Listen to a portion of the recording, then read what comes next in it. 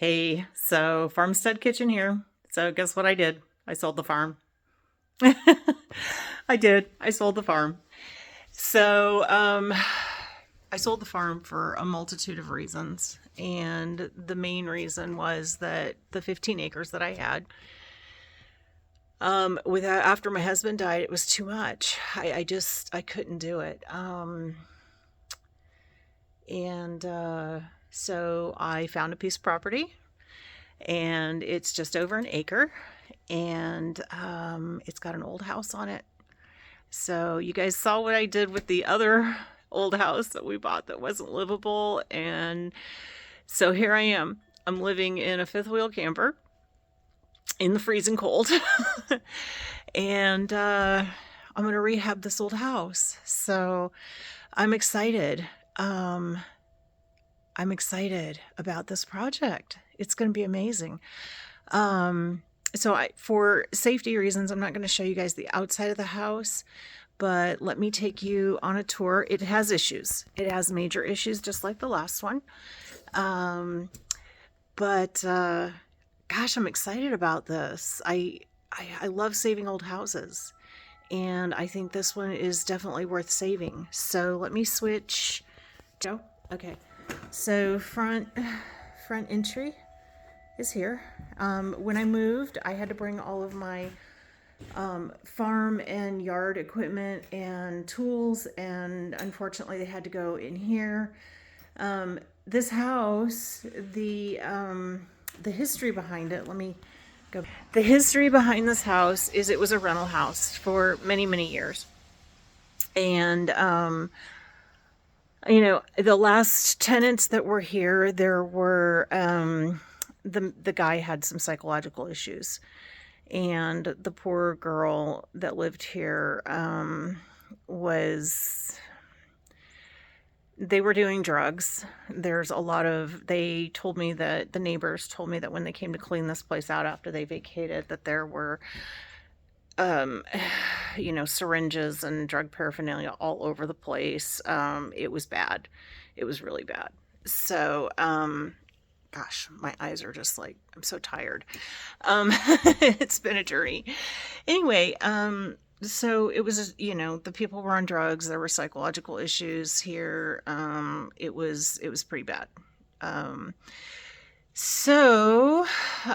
anyway, some of the things that you'll see in here are obviously, things like tweakers would do, and like writing on the wall and things like that. So, I didn't let that deter me. I'm pretty sure they were not cooking meth in this house. If they were, everything's getting abated out of this place anyway. So, um, anyway, so let me go back here to. Okay, so front door.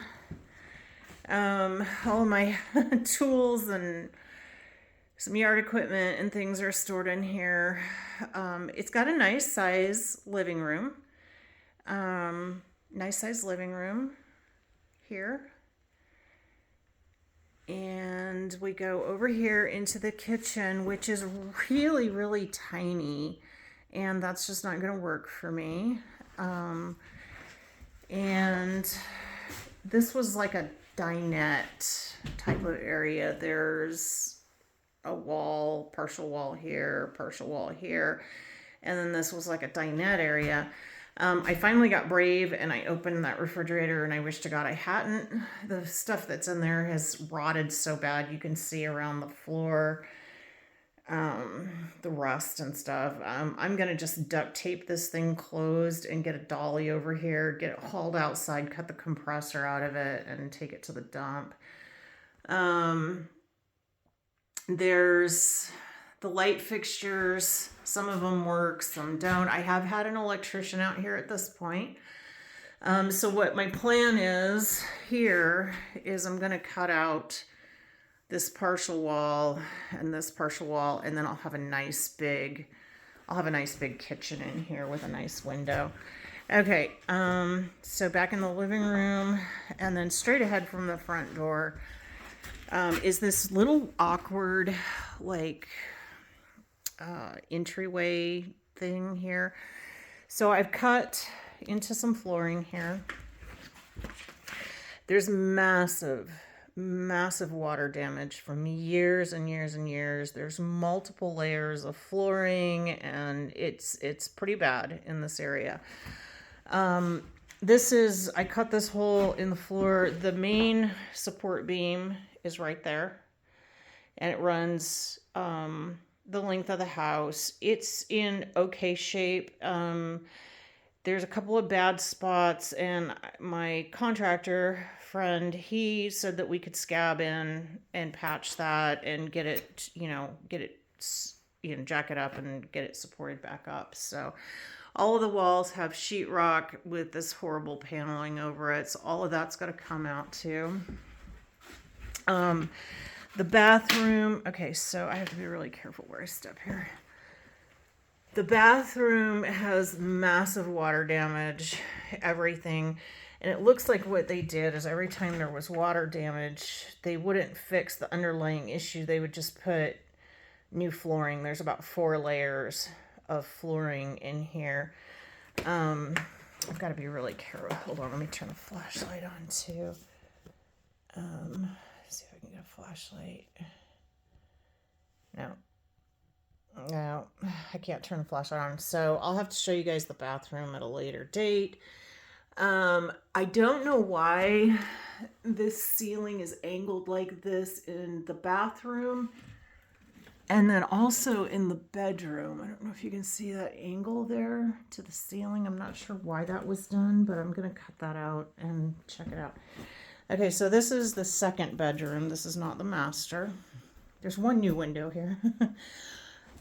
It's a pretty decent size room. I'm going to say it's probably about 8 by 12. That's the back side of the bathroom. The bathtub you can see there. The water heater was here, and the water damage, probably a leaking water tank, I would imagine, did all of this damage here. I just busted this floor out. That's the crawl space access, and it looks like probably the gas line is coming in there. So I'm going to have to track, all of this flooring is coming out, so I'm going to have to track where all of the gas lines go, all of the plumbing, everything, once everything is ripped out. This was a makeshift closet here where the water heater was. The carpet is beyond disgusting. There's a critter living under here too. I think it's a skunk. This was a bed frame somebody made that I'm going to have to cut up and get out of here too. One of the original windows, old wood sash windows here. I'm going to try to salvage that and do a craft project with it in remembrance of the original builders of the home. I always like to do that. And so I started taking the paneling off here. So one of the issues with this place is because of the water damage. Hold on, let me go over here. Because of the water damage over years and years, we're going to go into this laundry room. This is the back door, the laundry room, utility room here. This is also where the HVAC is. This unit's going to get pulled. Cabinets on the other side. Water leakage damaged the sill plate for a short run on this house. Let's see, this would be the east side of the house, heading this direction, is mostly undergrade, and the west side of the house is above grade. I'm not too worried about the west side of the house, sill plate, etc. I do love these old crank out windows that this house had, and I wish they were salvageable, but unfortunately they're not. At least I don't believe they are. I love old crank out windows, with the gears and the 2 locks on them, but if I can salvage those, I'm going to certainly try.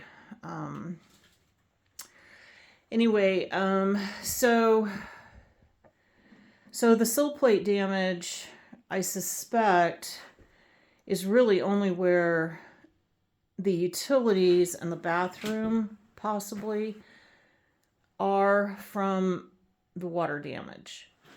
Because if we keep going to the east side of the house, which is the master bedroom.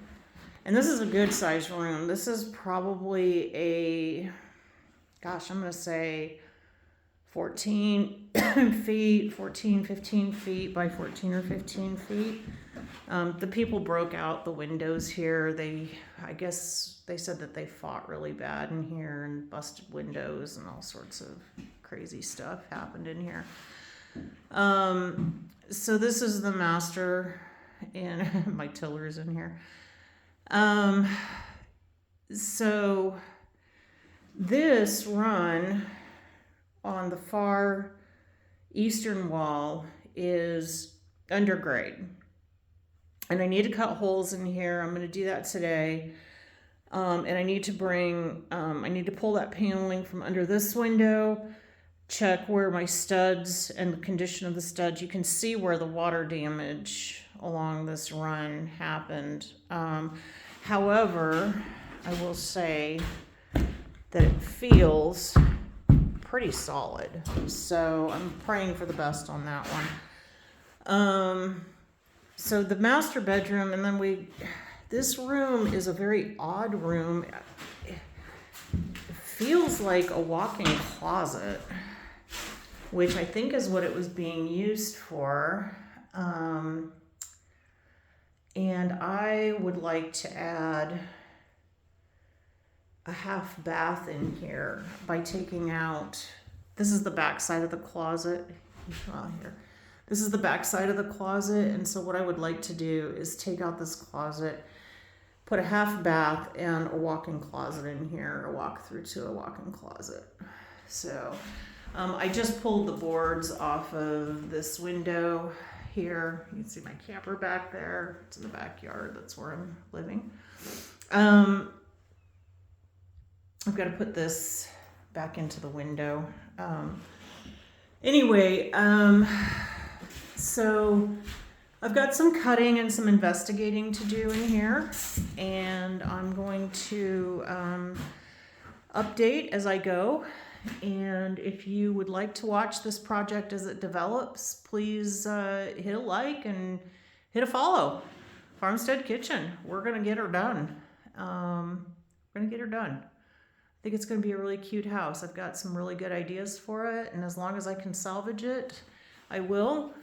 I already made the decision that if this house cannot be salvaged, if I cannot save this house and the damage is just too far gone, that I would bulldoze this house and do a tiny house build. So I've been fascinated by tiny houses for probably the last 10 years since it became a trend. And if I can't save this place, I'm all the way down for a tiny house build. So it's going to be kind of exciting to see how this goes.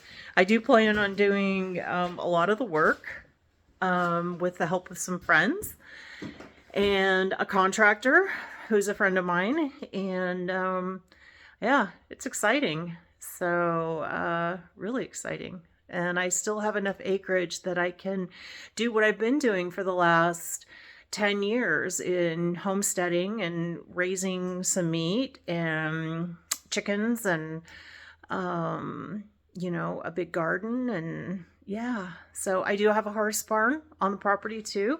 It needs a little bit of work, and it's not going to take much to rehab that horse barn. Into, I don't know what I want to do with it yet, but I'm going to do something with that too. So it's going to be exciting, guys. So hit a like, hit a follow, and I'll be posting regular videos on this. And yeah, so anyway, here we are. We're doing what we said we were never going to do again. Living in a camper and rehabbing an old house. So, and we're going to rock it. I'm going to rock this. So, anyway, have a great day, everybody.